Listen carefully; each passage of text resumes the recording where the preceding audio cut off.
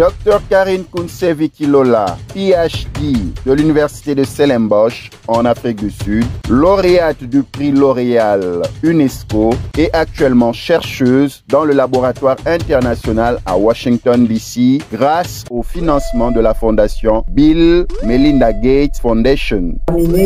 Aimez d'abord ce que vous faites. Vous donne rendez-vous pour un partage d'expérience sur son parcours dans la recherche internationale à Washington DC aux États-Unis d'Amérique en tant que femme africaine. Parce que nous avons besoin de collaborer, nous avons besoin des fonds. Au programme, le quotidien d'une femme africaine dans un laboratoire international, travailler sous le leadership d'un mentor dans un laboratoire international, acquérir de l'expérience dans un laboratoire international, travailler sous pression dans un laboratoire international, les obstacles qui empêchent les femmes africaines de s'épanouir dans la recherche scientifique et en exclusivité, l'obtention d'un financement pour la recherche scientifique dans un laboratoire international. En direct de Washington, Dr Karine Kounsevi est reçue par Symphorien Katende, journaliste de Wangila Connect, le média panafricain depuis Dallas, dans l'État du Texas, aux États-Unis d'Amérique.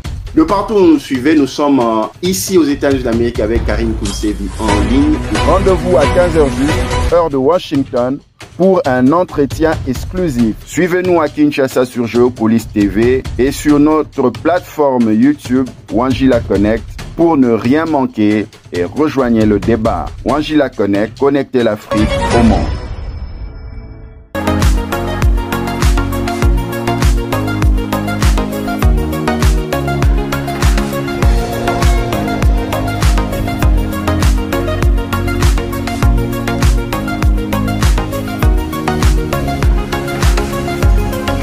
De partout où vous nous suivez, soyez le bienvenu dans votre nouveau numéro de votre magazine depuis les États-Unis d'Amérique où nous serons en connexion entre l'État du Texas et Washington.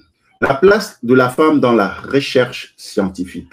Est-ce que la femme a toutes les chances entre ses mains pour pouvoir arriver à la fin de ses études et prétendre devenir une chercheuse scientifique? Est-ce que dans les laboratoires UP international aux États-Unis d'Amérique, quelle est la pression, quelle est la carrière que l'on fait? Et la grande question, peut-on être chercheuse africaine internationale tout en vivant sa vie de femme africaine au foyer? Et quel bilan faire de ces femmes qui sont dans le domaine de la recherche scientifique? Et sans plus tarder, nous allons vous présenter notre participante depuis les États-Unis d'Amérique à Washington. Je m'en vais saluer le docteur Karine Kounsevi. Docteur Karine Kounsevi, nous vous saluons. Bonsoir Symphorien, bonsoir aux téléspectateurs et à tous ceux-là qui vont nous suivre.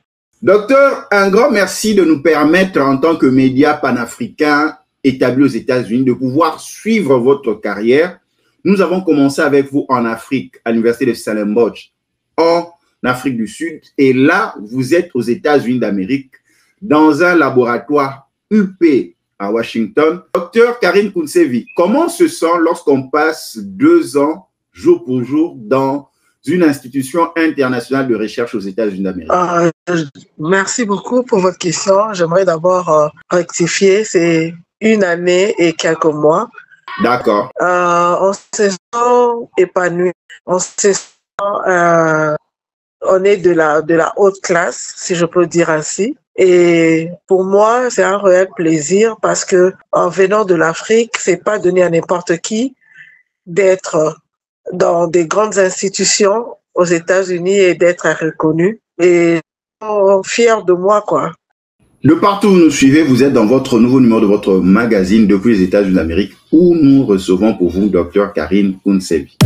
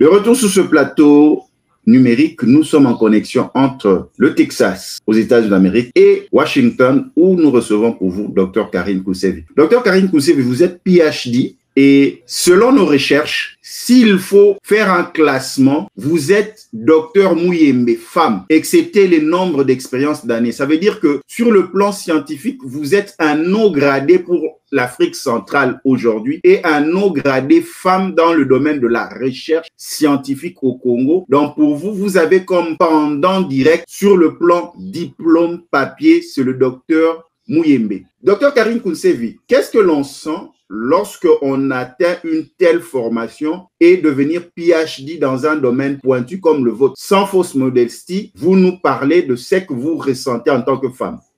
Oh, merci pour la question, Saforia. Bon, je dirais pas que je me mesurerai au professeur Muyembe, mais je dirais que c'est vraiment un grand accomplissement d'être PhD, pas une qualification facile. Il y a encore beaucoup à faire comme des publications, il y a vraiment beaucoup de publications à faire, mais je dirais que là où je suis, c'est une grâce.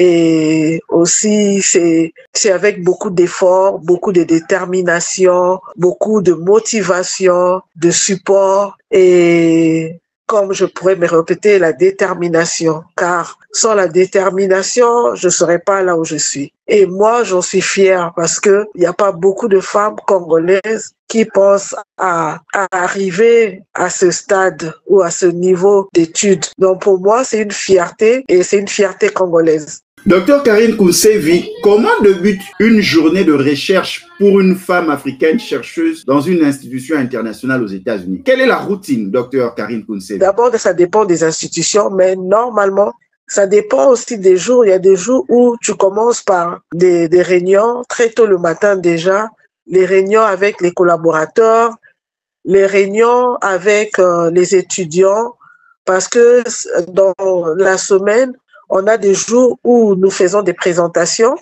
les étudiants présentent leurs travaux et nous aussi, on donne les idées, des évolutions de chaque projet.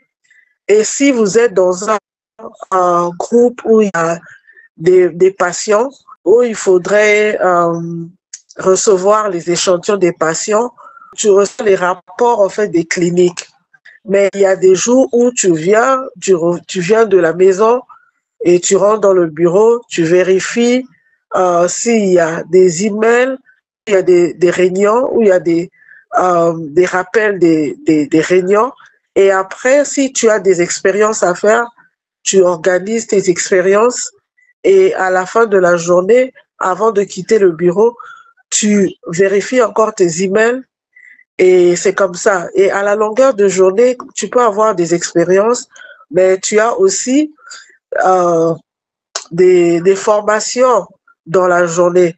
Donc, tu peux programmer l'expérience, mettre un peu une pause et puis aller dans des formations ou des réunions à midi et puis revenir encore continuer les expériences.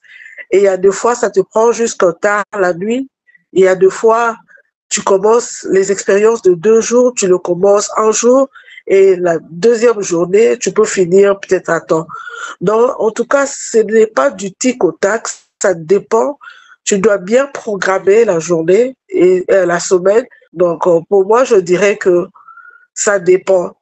Ça dépend des jours. Il y a des jours où tu viens, tu fais tes expériences et puis tu rentres à la maison fatigué. Et il y a des jours où tu viens, il n'y a que des réunions. Donc, ces jours-là, tu n'es que sur l'ordinateur. Et il y a des jours où tu programmes écrire, par exemple, le manuscrit de ton journal ou dans l'article que tu veux publier. Donc, c'est ça.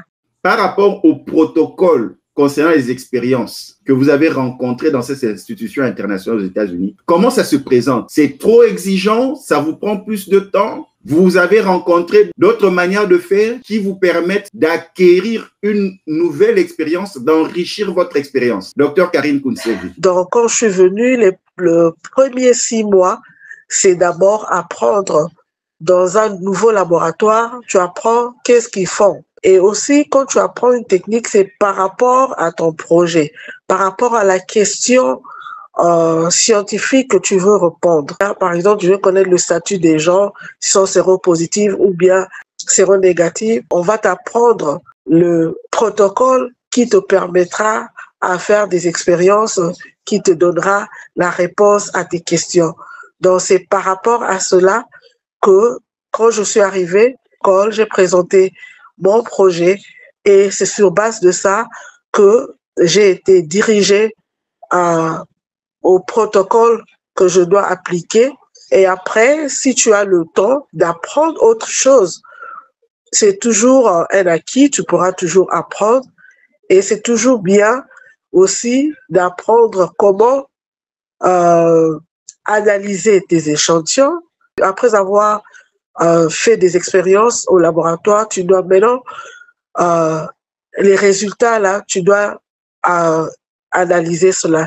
C'est pas toujours évident d'envoyer aux gens qui font la statistique, parce que il y a d'autres qui ne font que la statistique pour faire la statistique, mais ils connaissent pas réellement les tenants et les aboutissants de ton projet.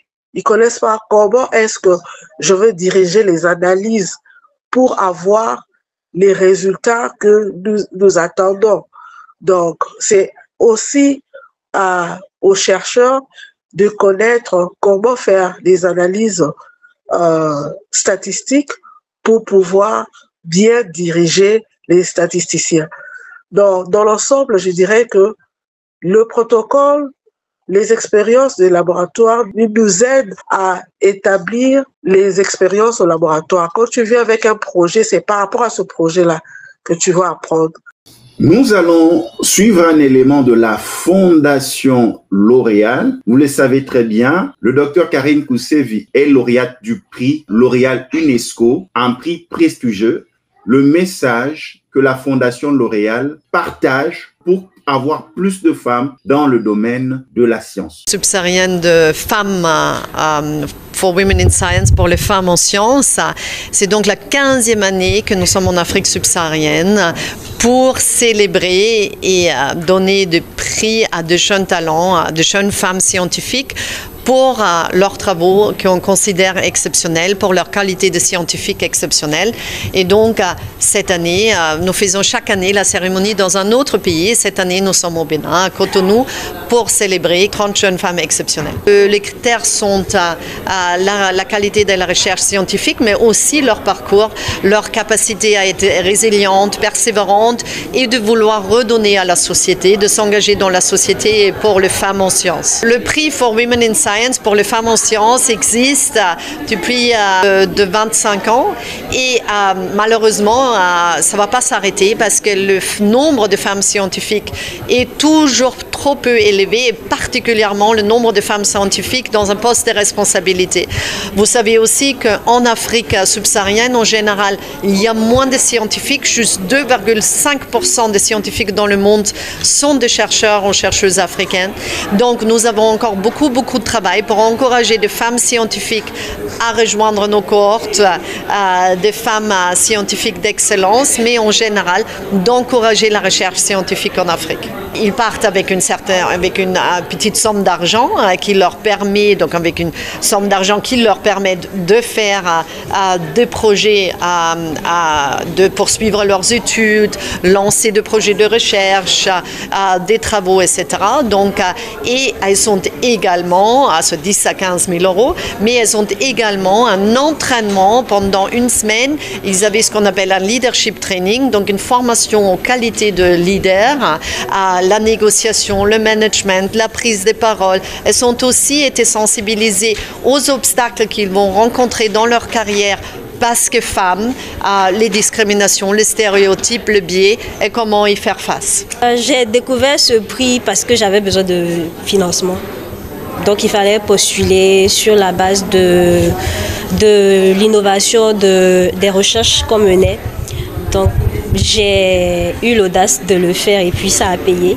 En plus du prix qui nous a été donné, la somme de 10 000 euros qui nous a été octroyé, nous avons bénéficié d'une séance de 6 jours de training en leadership où nous avons eu à faire des formations en développement personnel, en prise de parole en public, en négociation, où aussi on a été sensibilisé aux risques, aux avantages et aussi à tout ce qui concerne l'éthique ou l'intégrité en recherche.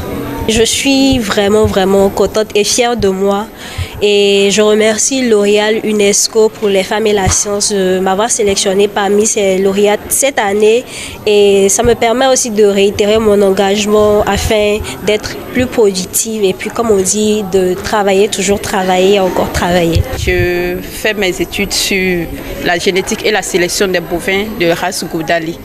Et c'est une recherche qui permettra à tous les Béninois et à moi également de manger sainement les produits d'origine animale tels que la viande, le lait et tous les dérivés qui y sont. Donc, et ça va permettre à tous les consommateurs de s'en procurer de façon moins chère et aider également les producteurs à augmenter leurs revenus tout en respectant le droit des animaux. Donc, je vise vraiment loin parce que ceci, ce n'est que le début.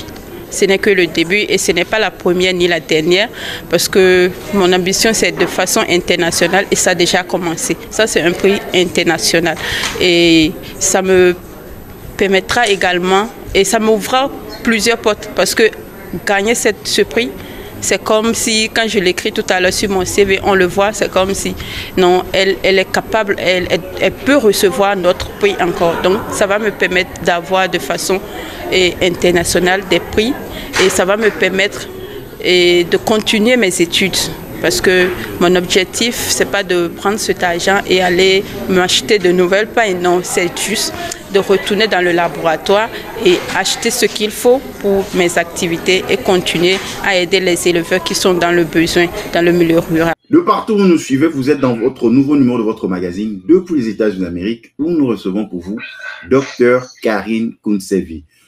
Dr Karine Kounsevi a à peu près 1 année et quelques mois aux États-Unis dans une prestigieuse structure internationale de recherche aux États-Unis d'Amérique à Washington, et c'est un retour d'expérience.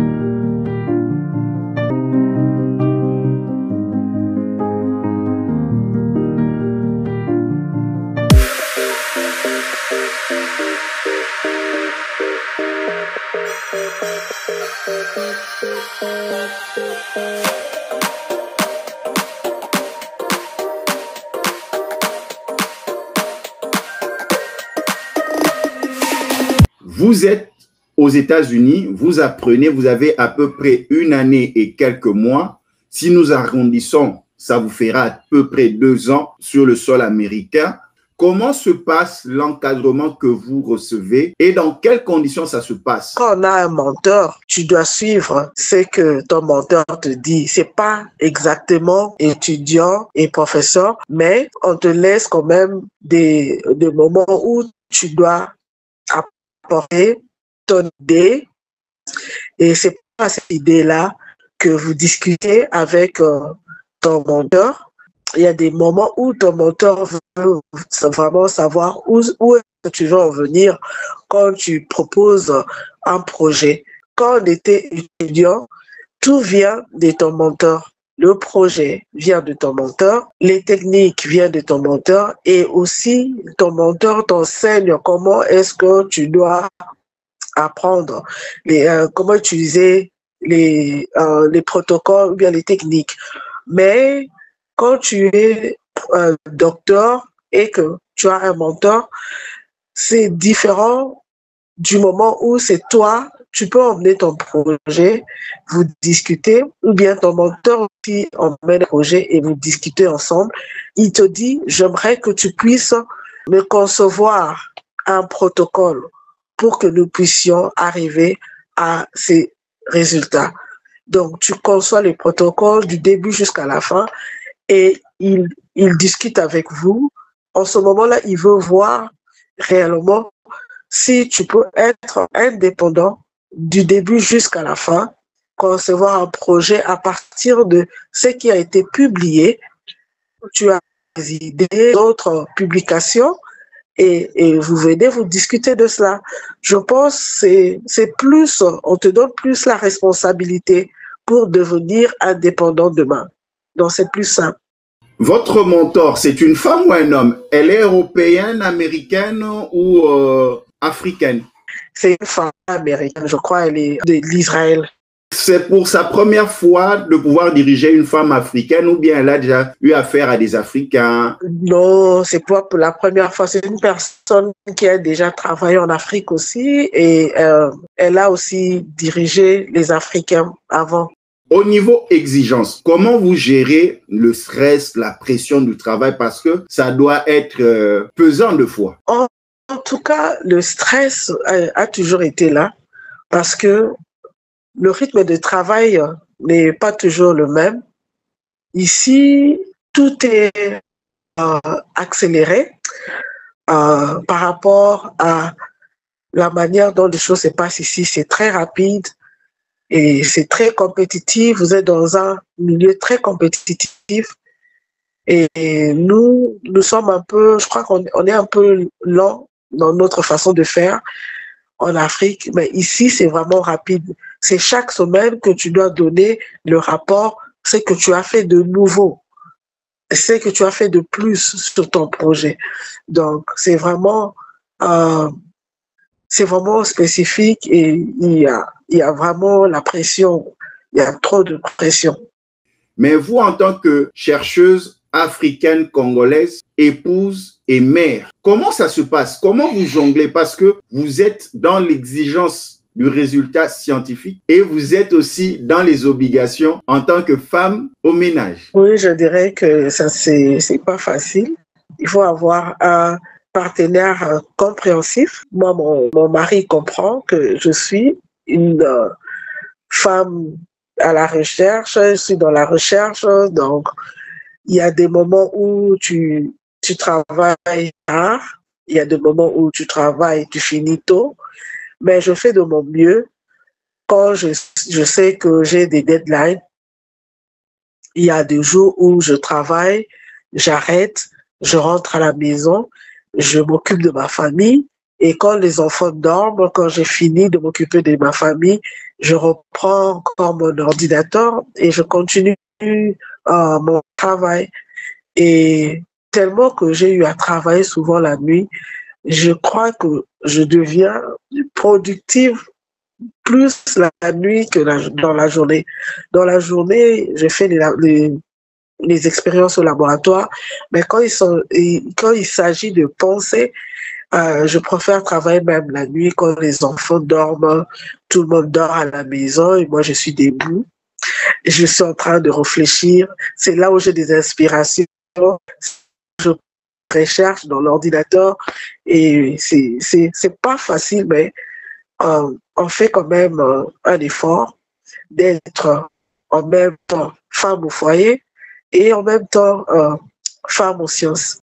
Parce que vous avez un mari compréhensif, vous avez peut-être cette facilité des infrastructures, mais celles qui sont en Afrique ou bien dans des conditions défavorisées, comment donner plus du temps à la recherche lorsqu'elles sont femmes et mères à la fois, donc épouses et mères à la fois? Celles qui ne sont pas mariées, elles doivent peut-être faire en sorte que qu'elles finissent. Si, par exemple, tu es en train de faire ton master ou ton PhD, je préférerais que tu fasses cela avant de t'engager au mariage, parce que quand tu es au mariage, ça devient de plus en plus difficile.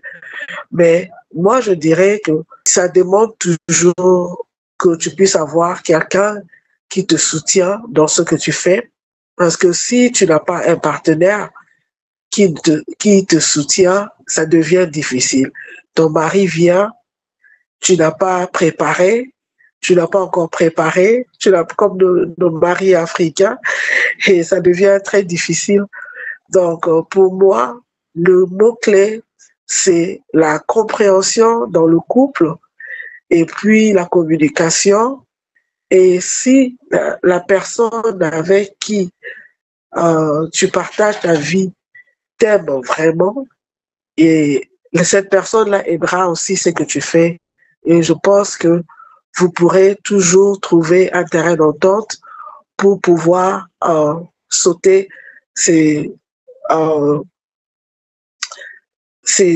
montagnes-là. Parce que c'est vraiment une vraie montagne, quoi. Tu viens comme ça, les enfants viennent te prendre, là, tu n'as pas encore fini le rapport que tu devais faire, tu dois envoyer le rapport et le mari attend à ce que tu puisses présenter la nourriture à la table. C'est pas évident. Mais si nous, on le fait, ça veut dire que c'est faisable. Les autres femmes aussi pourront le faire. Mais je conseille toujours à celles qui sont en train d'étudier, il faut d'abord finir vos études.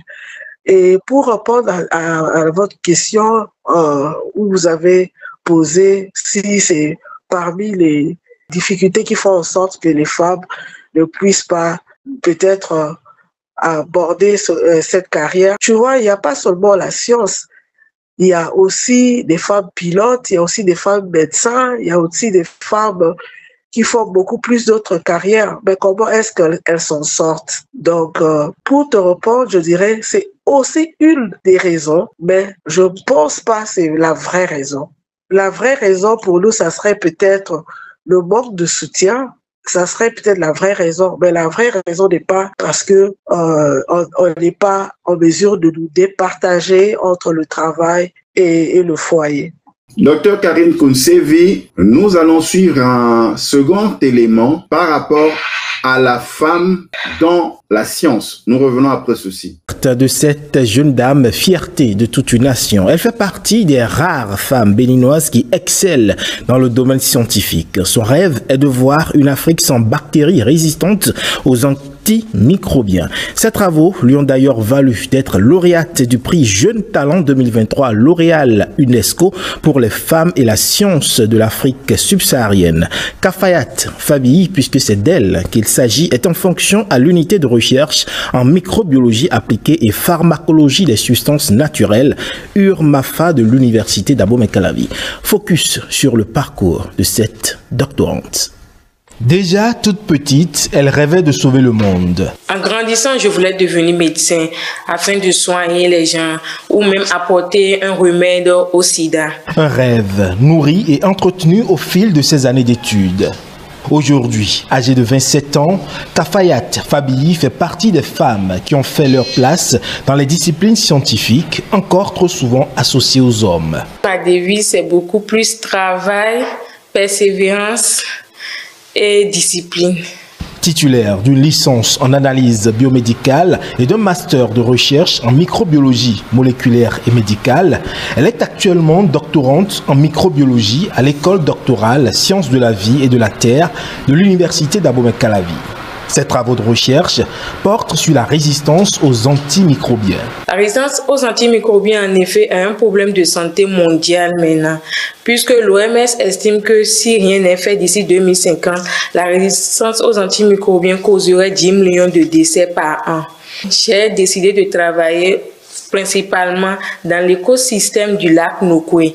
Dans le lac Nokoué, aux alentours du lac Nokoué, il y a beaucoup de bactériophages que j'ai décidé d'isoler et de tester leur activité maintenant sur les bactéries multirésistantes qui causent les maladies chez les personnes âgées ou les personnes immunodéprimées et chez les animaux. C'est d'ailleurs grâce à ces travaux que cette passionnée de recherche a été détectée pour faire partie des jeunes talents du programme L'Oréal UNESCO 2023 pour les femmes et la science de l'Afrique subsaharienne. J'ai accueilli ce prix avec joie. Il a permis à ce que mes travaux de recherche soient connus à l'international. Cet accomplissement à la fois personnel et professionnel n'est pas le fruit du hasard.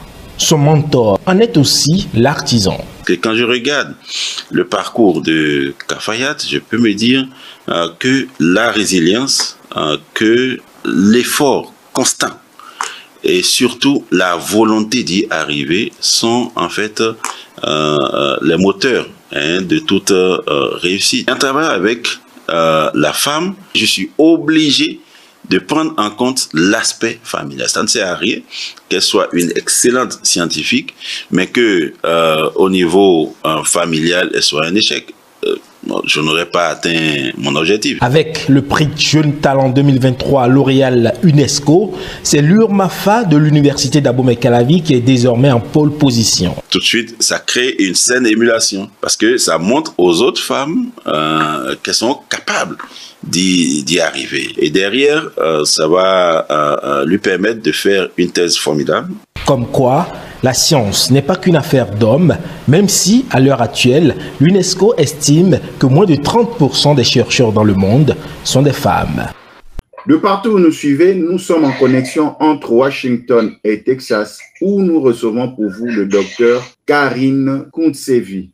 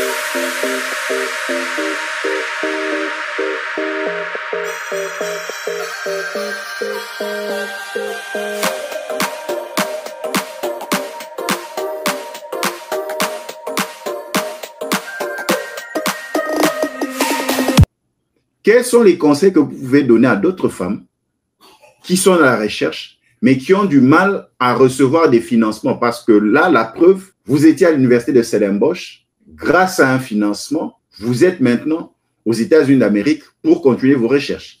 Dans la recherche, quand il n'y a pas de financement, tu ne pourras pas très bien évoluer. C'est vraiment un vrai problème.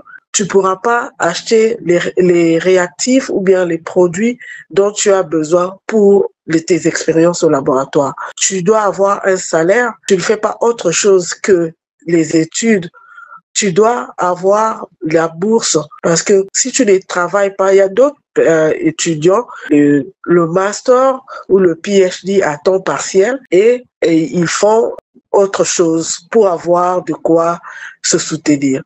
Mais pour les femmes qui veulent aller continuer leurs études en master, en PhD, je dirais qu'il faudrait toujours avoir les financements. Et il y a des financements L'Oréal UNESCO pour les femmes en sciences qui soutiennent les femmes.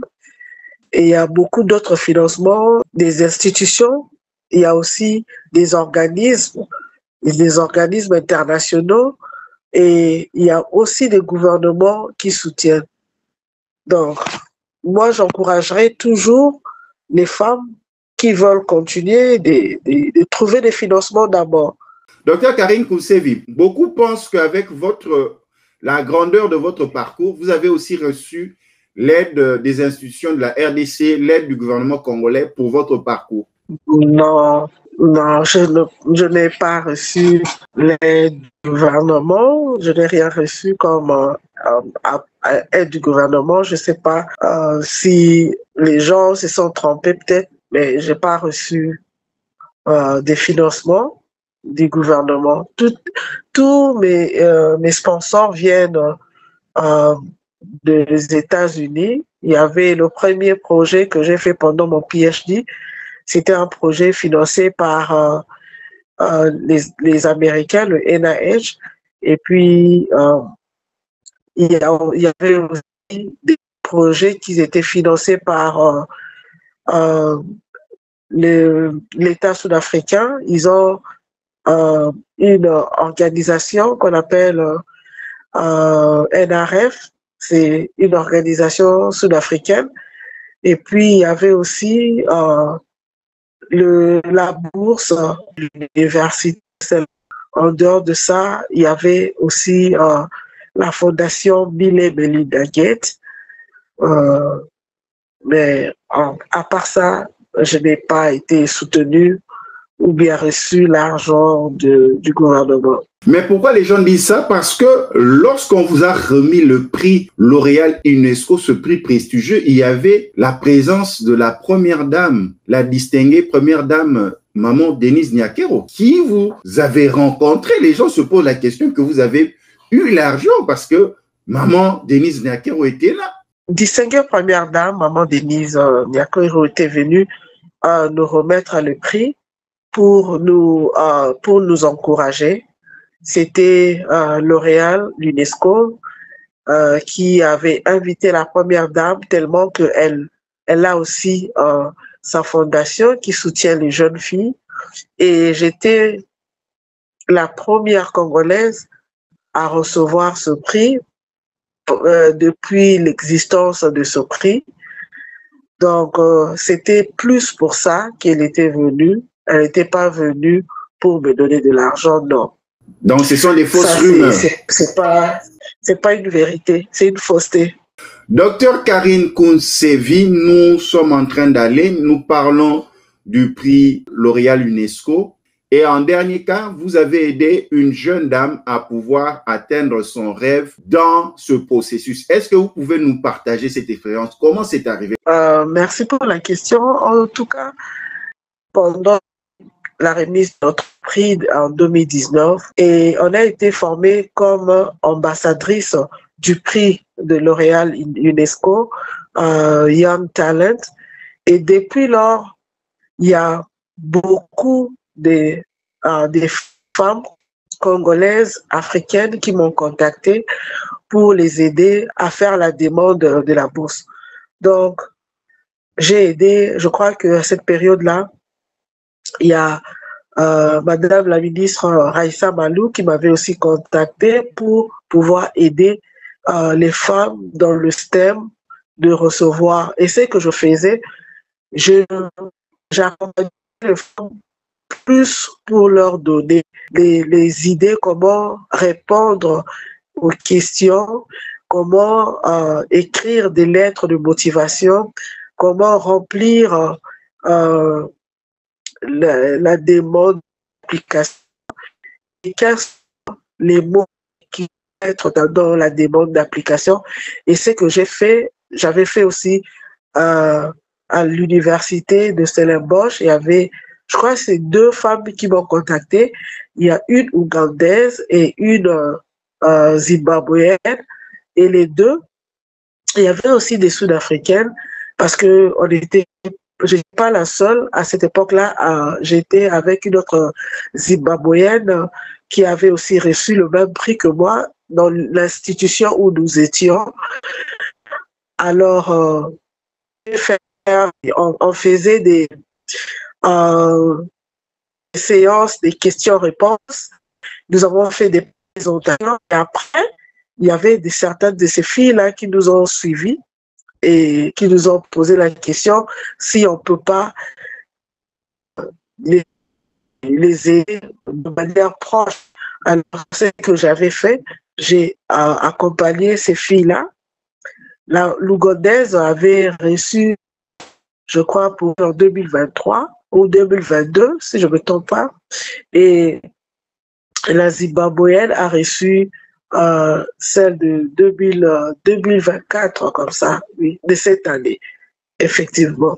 Donc, on les accompagne en leur procurant les informations, comment remplir le formulaire et quels sont les mots-clés pour convaincre les membres du jury que pourquoi tu as besoin de ce prix-là, pourquoi on peut pas donner à une personne, pourquoi on peut te donner ce prix.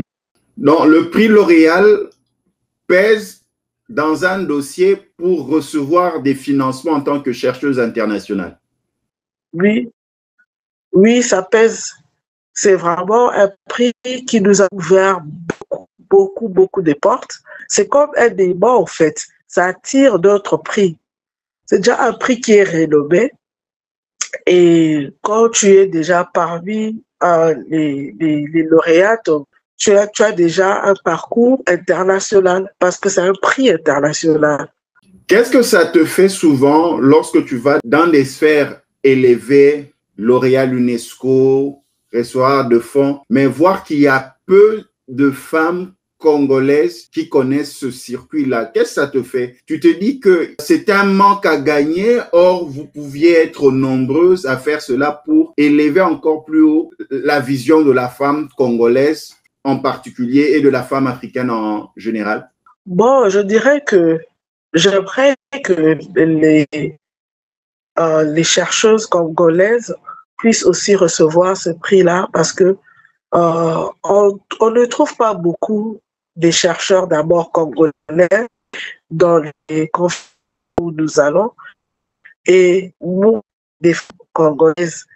Et vraiment, j'étais contente quand je suis venue aux États-Unis, dans l'institution où je suis, j'ai eu quand même à rencontrer 3 Congolaises et l'une d'elles, c'était même la fille du professeur Bouyemé.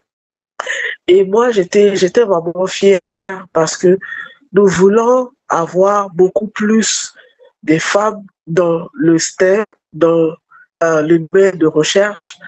Et nous voulons aussi avoir des Congolais en général parce que nous ne trouvons pas, nous sommes nulle part. Et nous avons beaucoup plus de maladies qui nous affectent. Nous avons beaucoup plus de problèmes de santé et nous devons commencer à pouvoir parler de nos problèmes de santé, de la recherche qui se fait, parce que je sais qu'il y a des chercheurs au Congo. Donc, si on n'en parle pas, si nous ne présentons pas dans des conférences, nous n'avons pas de financement, quoi.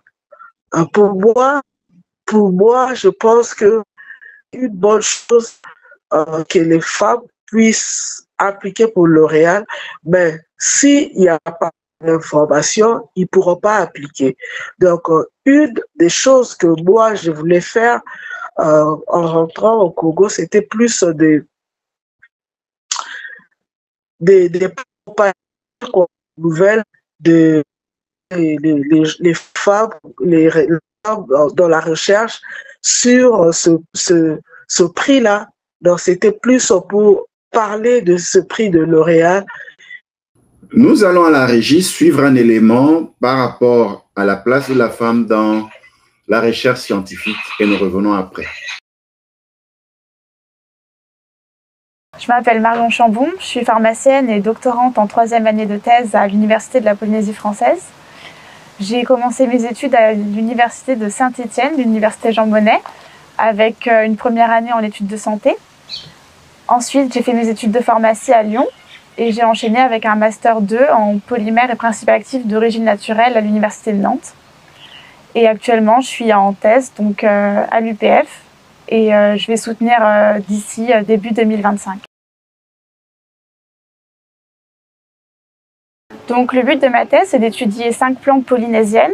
On a tout d'abord le tamanou, donc le Calophyllum unophyllum.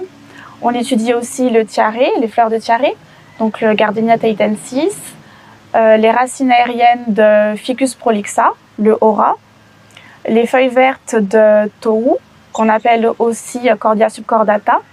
Et on étudie également les rhizomes de curcuma, donc curcuma longa. C'est les mêmes racines qu'on utilise en alimentaire. Et notre objectif, c'est de connaître leurs propriétés biologiques, donc les propriétés antioxydantes, anti-inflammatoires, cicatrisantes et aussi anticancéreuses. Et on étudie également leur composition chimique pour savoir les molécules qui les composent et savoir les molécules responsables de l'activité. Le but, au final, ça va être d'obtenir une valorisation cosmétique ou pharmaceutique. A posteriori, on souhaite transposer nos conditions d'étude à l'échelle du laboratoire, à l'échelle industrielle, donc pour produire en plus grande masse. Et pourquoi pas mettre en place des structures agricoles pour ces plantes-là, formuler des produits cosmétiques. Ce sont des exemples de valorisation économique qu'on pourrait avoir en Polynésie. L'objectif, c'est aussi de documenter ces plantes qui ont été très peu étudiées d'un point de vue chimique pour renseigner leur composition auprès de la population et savoir ce qu'elles contiennent réellement.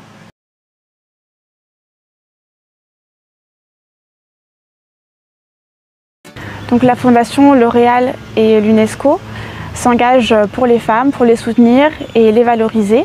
Comme elles sont sous-représentées dans la science, le but, ça va être d'encourager les jeunes chercheuses dans leur carrière, donc de booster leur carrière avec une dotation et des formations en leadership et en management.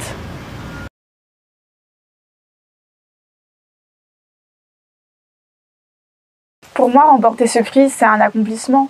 Ça représente de la reconnaissance pour mon parcours, pour mes travaux. Et c'est vraiment incroyable d'avoir été sélectionnée parmi les 35 lauréates françaises de cette année.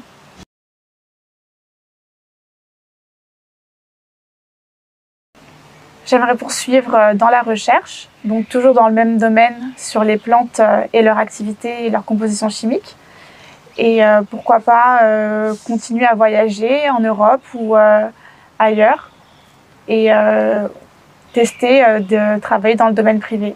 De partout où vous nous suivez, nous sommes en connexion entre Washington, où se trouve à cet instant Karine Kounsevi, PhD, docteur, chercheuse internationale, et nous de ce côté dans Wajila Connect, dans l'État du Texas.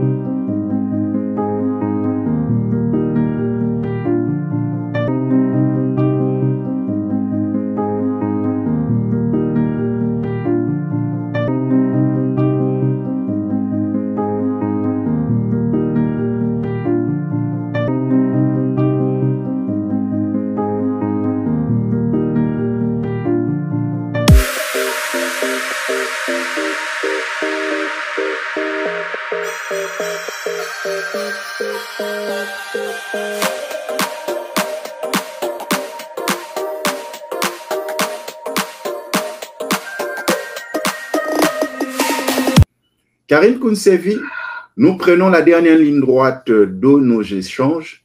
Qu'est-ce qu'il faut pour atteindre ses objectifs en tant que femme qui veut se lancer dans la recherche?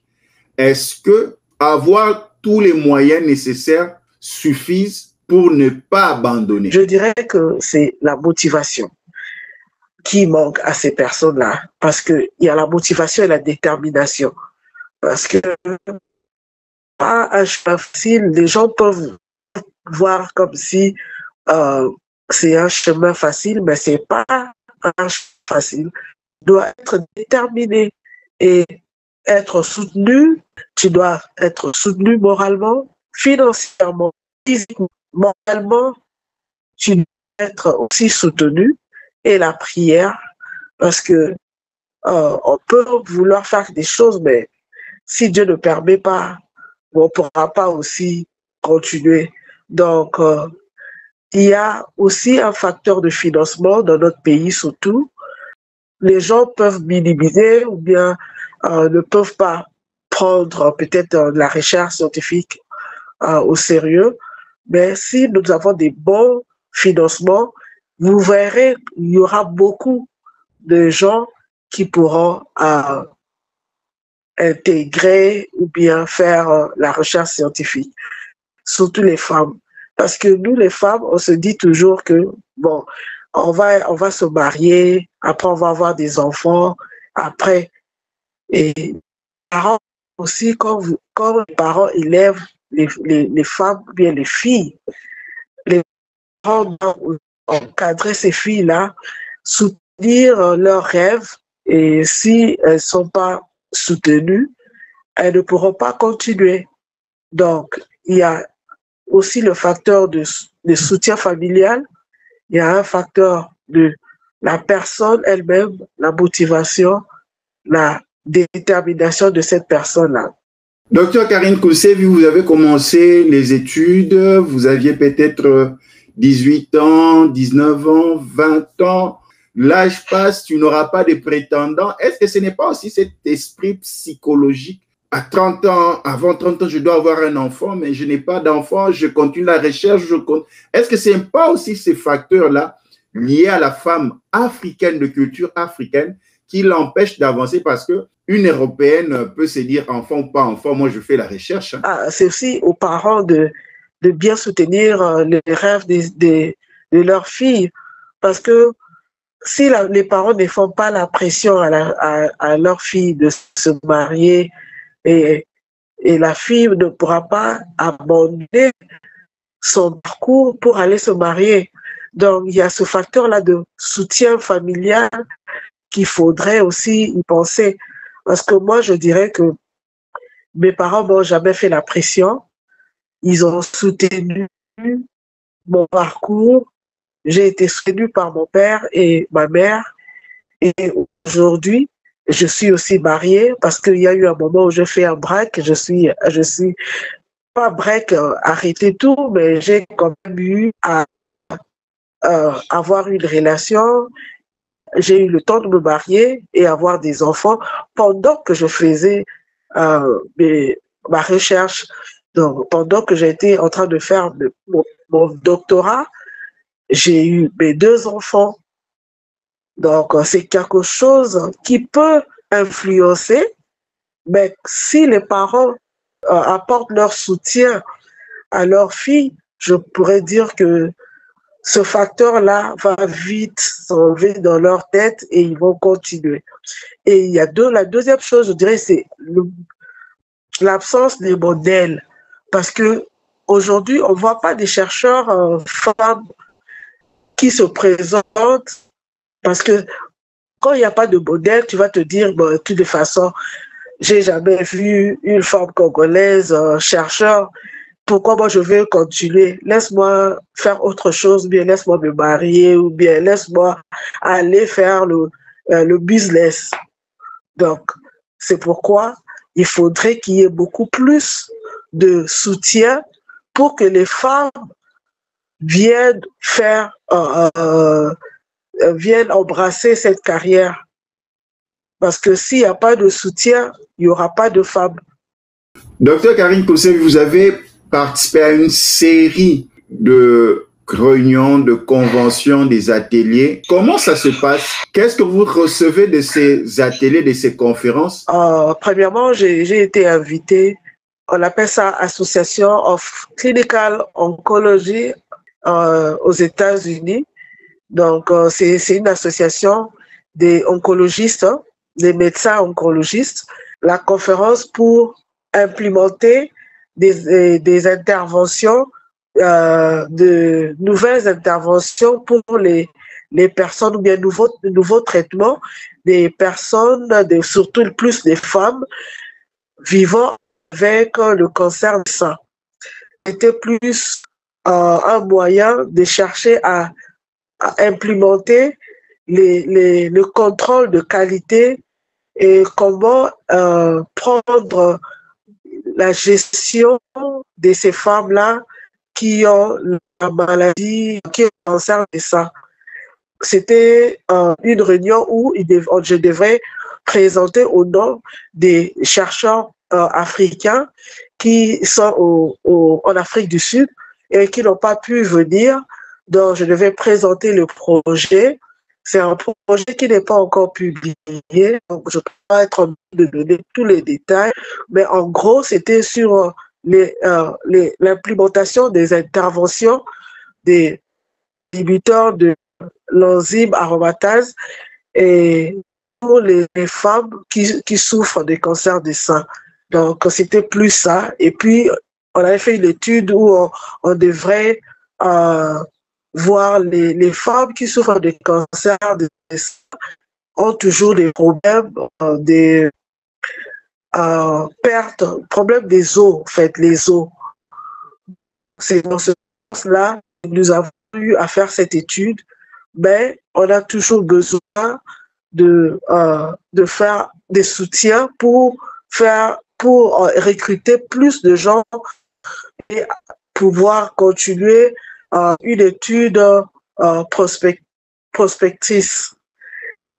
Et puis, la deuxième conférence, c'était sur les impacts de la malaria et du virus du sida sur le placenta et le développement du fœtus. Là aussi, c'est pas encore publié, mais c'est une recherche qui est en cours. Donc, peut-être dans les mois ou bien l'année prochaine, on pourra, après la publication de notre article, nous pourrons bien parler de cela. Voilà. Docteur Karine Kounsevi, un dernier mot pour mettre un terme à cet entretien. Ah, ok. Donc, pour mon dernier mot, je dirais, je veux encourager les femmes de celles qui font le STEM, de ne pas baisser les bras, de chercher beaucoup plus les financements. Je ne cesserai pas de dire que les financements, c'est vraiment la clé, en fait, de la réussite. Si tu n'as pas de financement, tu ne pourras pas aller dans des conférences, tu ne pourras pas présenter ou bien écrire les articles. Parce que quand tu écris les articles, tu envoies dans des journaux, tu dois payer pour cela. Et sans les financements, je ne sais pas si tu seras en mesure de faire cela. Je veux aussi encourager les filles qui sont encore à l'école secondaire et aux humanités, celles qui ont l'ambition de faire la recherche scientifique. En tout cas, you are welcome de venir et de rejoindre dans ce que nous faisons. C'est vraiment une passion, mais c'est aussi vous arrivez quand même à faire les études sur les maladies qui nous troublent plus au Congo, en Afrique, et parce que quand tu es aux États-Unis, c'est plus les cancers, le diabète et autres. Mais nous avons des maladies chez nous qui nous préoccupent, mais que nous n'avons pas encore eu des solutions pour cela. Et nous avons beaucoup plus de plantes que nous pourrons emmener dans des laboratoires chimiques pour voir quelles sont ces plantes-là que nous pourrons utiliser pour fabriquer des comprimés pour les gens qui souffrent de la tuberculose, qui souffrent du diabète, qui souffrent de la malaria, de beaucoup d'autres maladies qui nous tourmentent. Donc, je dirais merci à toi, Symphoria, de toujours nous contacter pour pouvoir passer le message à toutes ces personnes-là qui veulent nous contacter. Ils peuvent contacter Symphoria. Et je suis là pour l'encadrement de jeunes filles. Et il y a comme j'ai fini maintenant avec mon doctorat, donc là, je me suis vraiment donné un devoir de encadrer les personnes qui veulent bien être encadrées, qui sont dans la recherche scientifique pour une publication, comment faire un projet et autres. Donc, je suis là dans le mentorship.